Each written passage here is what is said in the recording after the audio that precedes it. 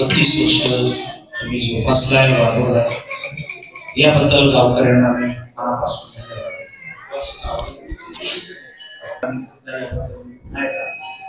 संयोजक आयोजक गायत्री शामराव दादा तुम्हाला मनापासून पुन्हा तुमच्या आयुष्यात कधी जरी आलो तरी तुम्हाला खूप काही महत्वाचं असतं. मी 18 जानेवारीला गावीला येतोय. अजून कुठलं तरी एक गाव आहे. आपली मैत्री झाली आणि सरपंचाच्या माध्यमातून मी यांच्या माध्यमातून मागची 5 वर्ष या परिसरात येतो. तेही आमच्याकडे न चुकता आळंदीत आहे. अतिशय महत्वाच्या कल्याणकारी 2 महत्वाच्या सूचना मी तुम्हाला देणार आहे. देहू आणि आळंदी. आळंदीला जे इंद्रायणीच्या 2-3 घाट झाले त्याला महाराष्ट्रातल्या आपल्या सर्वांनी भरभरून प्रेम आणि दक्षिणा दिली पाहिजे. त्यामुळे ते काम आम्ही पूर्णपणे करू शकतो. आता देहूचं काम सुरू आहे.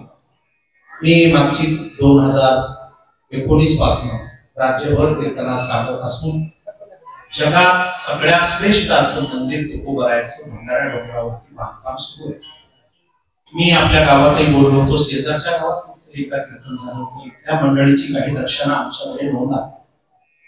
अजूनही काम सुरू आहे. पण या वर्षी 2 फेब्रुवारी ते 9 फेब्रुवारी पर्यंत भंडारा डोंगरावरती माझी अभंग स्पर्श नावाची कथा आहे. अभंग स्पर्श म्हणजे आम्ही अशा गोष्टी शोधून काढल्या की माणसाच्या शरीरातले बदल फक्त झाले तर अभंगानेच होऊ शकतात, नाही तर भिवच होऊ शकतात. त्यासाठी त्यात काही अभंग आहेत. जेव्हा तुकोबारायच्या अंगावर पाणी टाकलं होतं त्यावेळेचे अभंग, त्यांना त्रास देणार त्यावेळेचे अभंग, गाथा बोलली त्यावेळेचे अभंग. तर आम्ही रिसर्च केला मागची 10 वर्ष की अभंगानं माणसाच्या शरीरावर काय परिणाम होतो. लय मोठा परिणाम होतो की अभंगाचाच परिणाम आहे ना. आपण सगळे एका ठिकाणी बसतो. आकाशाचा परिणाम अभंगाचा. अभंग स्पर्श अशी नावाची चिकित्सा आहे. त्याला 1.5 ते 2 लाख लोक त्या परिसरातले असतात. आणि थोडस पथ्य पाळलं काय खावं आणि काय खाऊ नये. आणि तेवढे अभंग म्हणले सर्दीपासून कॅन्सर पर्यंतचे तो सोडा, पण जन्म मरणाचे सुद्धा रोग जातात. त्याला असं म्हटलेलं आहे रोगा जायांचे अनेक काय शुद्ध. आमच्यावर मोठ्या माणसाने प्रश्न केला होता रोग घालणारे अभंग अंगातले रोग कसे घालू. म्हणून आम्ही त्याचा सर्च केला आणि आता ते सिद्ध झाले. माझी 1.5 लाख लोक आहेत राज्यामध्ये अधिकारी आहेत ज्यांना 1 टाईपची शुगर होती, ज्यांची शुगर कोणताही डॉक्टर नीट करू शकला नसता. आज ते पूर्णपणे सुखी समाधानी जीवन जगतात. अभंगाच्या उपचारामध्ये कोणत्याही प्रकारची औषधी नाही, गोळ्या नाही, आयुर्वेद नाही, योगा नाही, साधना नाही, पळणं नाही, हातपाय घालवणं नाही, तर पथ्य आहे. पथ्य काय खावं आणि काय खाऊ नये. 33 दिवसाचा प्रोग्राम आहे. तुमचं शरीर खूप चांगलं, जास्त दिवस जगाल आणि कुठलीच औषधी गोळ्या तुम्ही खाणार नाही. त्यासाठी तुम्ही त्या अभंग स्पर्श थेरपीचा जर लाभ घ्यायचा असेल, तुमच्यापैकी ज्यांना दीर्घ आजार आहे, डॉक्टरांनी हात टेकले काही केल्या राहत नाही, तर तुम्ही या अभंग स्पर्श थेरपीचा उपयोग करायचा. याच्यामध्ये कुठल्याही प्रकारची फी नाही. तुम्हाला जमेल ते गाथा मंदिरासाठी योगदान करायचं हीच त्याची फी. आमच्या जीवनामध्ये काही बदल झाले ते तुमच्याशी शेअर केले. मुलं मुली शिकून संसारातल्या काही टप्प्यावरून आपण आता बाजूला जात असताना तुमच्या सर्वांच्या आशीर्वादानं माझी आळंदीच्या बावडीच्या सेवेची 25 वर्ष पूर्ण झाली. आणि आता भंडारा डोंगरावरती माझी कालक्रमणा सुरू आहे. तिथलं जी पाण्याच्या कीर्तनाची सेवा आहे, सरपंच जशी आळंदीची आपल्याकडे आहे तशी भंडारा डोंगरावरची सुद्धा पाण्याच्या कीर्तनाची सेवा माझ्याकडे आहे. आणि 400-450 वर्षात त्यांनी एवढं सुरू तुम्हाला दिलं की माझं खूप मोठं पुण्य आहे. तुमचे आशीर्वाद आहे. आम्ही असा सुंदर निर्णय घेतलेला आहे की सगळे जण दोन्ही कानाने स्पष्ट आहेत. तुमच्या घरात, दारात, परिसरात, नात्यात, मित्र परिवारात 10वी 12वी शिकलेले, अधिक शिकलेले पण नोकरी न लागलेले अशी मुलं मुली जर अशी भरकटत असतील, त्यांच्या हाताला काम नसेल, मराठा आरक्षण हा कशाचा स्फोट आहे? नोकरी नाही हा त्याचा स्फोट आहे. आणि म्हणून आम्ही तुमच्यासाठी भक्ती टेकली करू.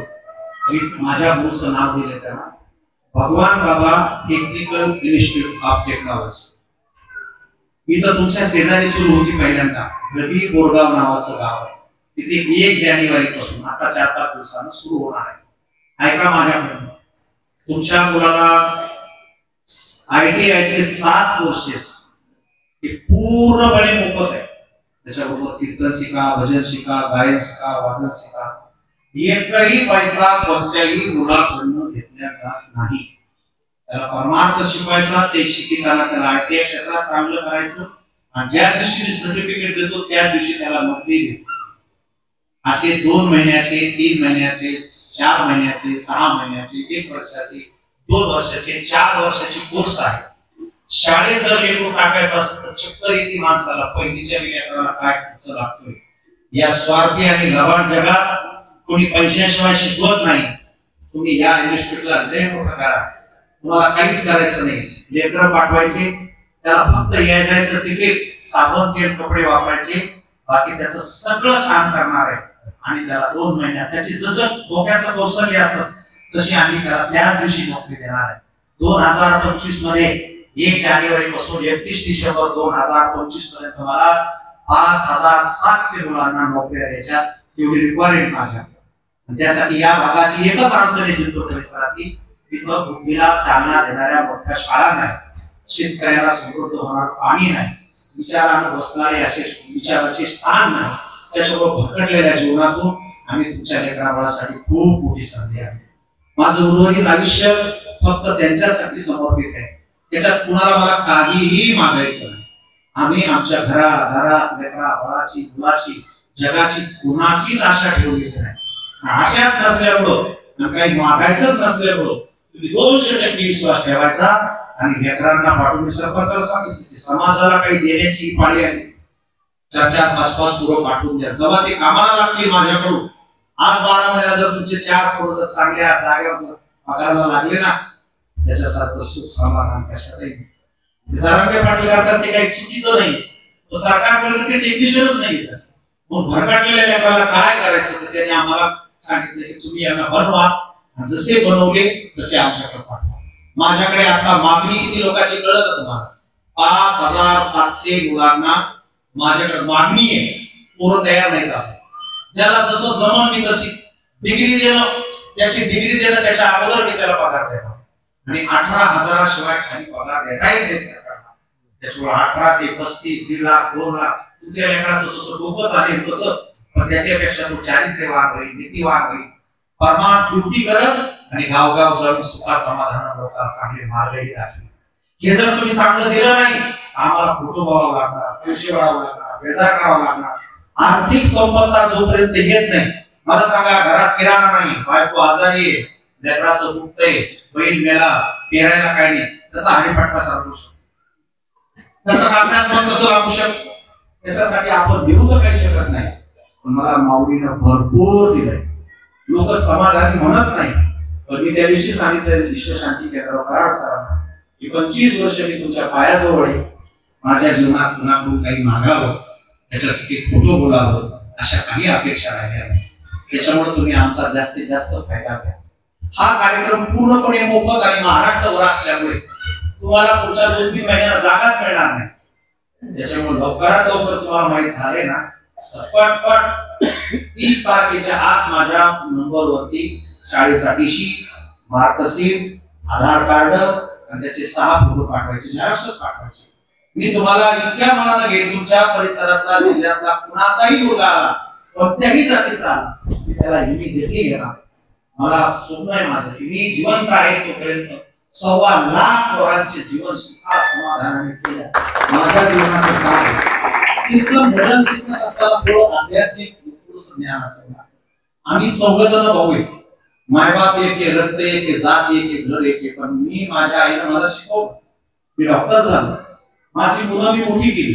पण माझे 3 जे भाऊ आहेत ते आजही शेतात, त्याची मुलं अडाणी आहेत. आजही त्यांनी पाईपलाईन केल्या, पशुखाद्याचे बाग लावले, ट्रॅक्टर घेतले, पण त्याचा मिळत बसत नाही. कुठेतरी त्यांना कुठलाही सोर्स नसल्यामुळे जेव्हा कधी जाऊ आम्ही तेव्हा त्यांच्या बेजारीचा अंत राहत नाही. त्यामुळे मी माझी 3ही मुलं मोठी केली. मी नुसतं बोलत नाही, माझा एक मुलगा डिवाइस आहे जो साताऱ्यामध्ये आता छान काम करतो. माळकरी असल्यामुळं जसा व्हायला गेला तसे सगळे अवैध म्हणजे बंदच. त्या पाठीमागं माऊलीचा मोठे गळ्यात तुळशीची माळ आहे.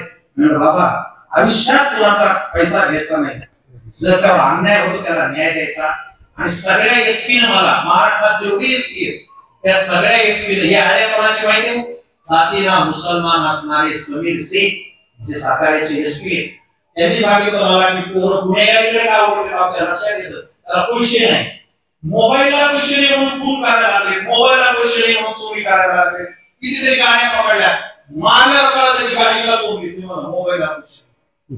लक्षात आले की हे वातावरण खराब होणार आहे. मला सांगितलं जर तुम्ही एक पैसा कोणाचा न घेता बिघडलेली भरगडलेली काम नसलेली बेचैन अस्थिर झालेली मुलं जर सेटअप केली तर आम्ही तुम्हाला 1 दिवसाचा पगार देऊ. आणि एसपी डिवायसेसचा पगार एका वर्षाचा, एका दिवसाचा, वर्षात आम्हाला 5 कोटी निधी मिळतो. त्यामुळे मला तुमच्याकडनं पैसे घेण्याची मनात सुद्धा इच्छा आहे. मी गुगल कडनं फंड घेतोय, तुम्ही सगळे गुगल मोबाईल वापरता, त्या गुगलनं सांगितलं मला की तुम्ही समाजाला चांगला मार्ग दाखवा, तुम्हाला 1 पैसा कमी पडू देणार नाही. मला वाटतं आपल्या गावातले मला आता भेटले होते साहेब, काय नाव सुरेश आडनाव, तुम्ही कन्सल्टन्सीवर काम करता, थोडं म्हणजे लेकर पुरवत आहेत त्यांच्याकडनं काही पैसे घेता. आता मीच तुम्हाला शिकवतो देतो, फक्त त्या हिशोब काही घेऊ नका. तर मी कुणाकडून काही घेत नाही. माझं बोलणं कळलंय का तुम्हाला? अवती भोवती उभे राहिलेले 12वी झालेले काम धंदा नसलेले सगळे तुम्ही, तुमच्या भागात, तालुक्यात, जातीत, नात्यात, मित्र परिवारातले सगळे पोरं 28-29 पर्यंत माझ्याकडे ऑडिशन पूर्ण करायचे. 1 तारखेपासून 1 फेब्रुवारी पर्यंत महिनाभर मी शिकवणार आहे. अतिशय छान सुंदर एक्सपर्ट लाईन यायचे लोक आहेत माझ्याकडे. उत्कृष्ट सगळं, तुम्हाला खर्चच नाहीये. साबण तेल आपलं एवढंच वापरतो. मोबाईल अलाउड नाही, मोबाईलला हात सुद्धा लावता येत नाही. फक्त रविवारी आमच्या बरोबर बोलायचं, नुकसान करता येणार नाही. बॉन्डवर सही घेईन. एखादी वस्तू फोडली, लाखाचं मशीन फोडलं तर भरून द्यावा लागेल. चोरी, गुटखा, दारू, खोटं बोलणं काहीच नाही. उठायचं, साधना करायच्या, शिकायचं. आणि कमी पैसे भेटत पण तुमची वाया जाणार नाही एवढं पैसे भेटणारच आहे. त्यासाठी मला वेळ नाहीये. माझी गाडी येताना खराब झाली, आता तिकडे होतो दवाखान्याला, ती थोडीशी बिघडली, तिच्यात काही अडचण आली, मी तिला सोडली, दुसऱ्याची घेतली, त्या दोघांना पाठवलंय, ती आता रिपेअर झाली. मला परडीला जायचं. तुमच्या लक्षात आले का मला मी काय बोलतो? माझ्या पोटच्या मुलाकडनं, मुलीकडनं, नात्याकडनं, जगाकडनं, लोकांकडनं आपल्याला कशाची सुद्धा अपेक्षा नाही. जे कीर्तनाचे पैसे घेतले त्याचा 1 पैसा मी संसारात वापरणार नाही. त्याचं हे कॉलेज उभा केलंय, बाकी तुम्हाला द्यायला बोलायचे एवढं पैसे घेतात वगैरे वगैरे काही ते, पण आम्ही तो प्रत्येक बाळा तुम्हाला सांगायची गरज आहे. जून पासून माझ्याकडे मुलीसाठी प्रयोग सुरू होत आहे. पॅरामेडिकल आहेत, नर्सिंग आहेत, ज्या मुली आयसी पण नोकरी नाही, कोणी देत नाही, घरात पैसे नाही, सगळ्यात मोठी अडचण आहे. त्याला टाकाव तर टाकाव कशा? त्याला जर वर्षाला ₹1,00,000 लागत असतील तर तुम्ही 3 वर्षाचे ₹3,00,000 भरणार नाही.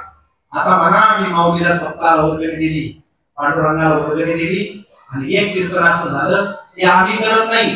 कदाचित पुढच्या काळात सांप्रदायिक आणि सामाजिक स्वास्थ्यासाठी माऊलीनं दिलेली आम्हाला ही सद्बुद्धी आहे. या सद्बुद्धीला तुम्ही सगळ्या जणांनी खूप मोठं करायचं, याचे पूर्ण लाभ घ्यायचे आणि किंबहुना खूप सुखी व्हायचे. ते अंडी पडायचे आपल्याला. ते अंडी काय नसतं, ते अंडी म्हणजे डोकं काय, डोके झाले. डोकं आता मेल लागतो, सगळ्यात पुढे चालतं आपलं डोकं. हनुमान महाराज खाली गाणारे वाजवणारे असं वर गेलं बाप. आता हे वर कशामुळे जातं? ज्याच्या डोक्यामध्ये घाण राहत नाही, छान येतो. तुम्ही याचा कपडा बाजूला करा, याच्या लाया, दही, साखर खाली राहिले. आता काय करायचं आपल्याला? ज्याच्या डोक्यात कचरा आहे ना ते फोडून टाकायचं. कोणाच्या हातात फोडायचं? पवित्र माणसाच्या हातात. याला फोडून टाका. हे कुठलं की तुम्ही सगळ्यात म्हणायचं आजपासून मी पणावर राग राग करणार नाही, नाही कोणाला त्रास देणार नाही. आपलं डोकं फोडून घ्यायचं. काय करायचं? तुम्ही लहान लेकरू काय करतो बा, तुमच्याला काही देऊ नका. ते काय म्हणतो भांडणार, काय म्हणतो तो काय बोली.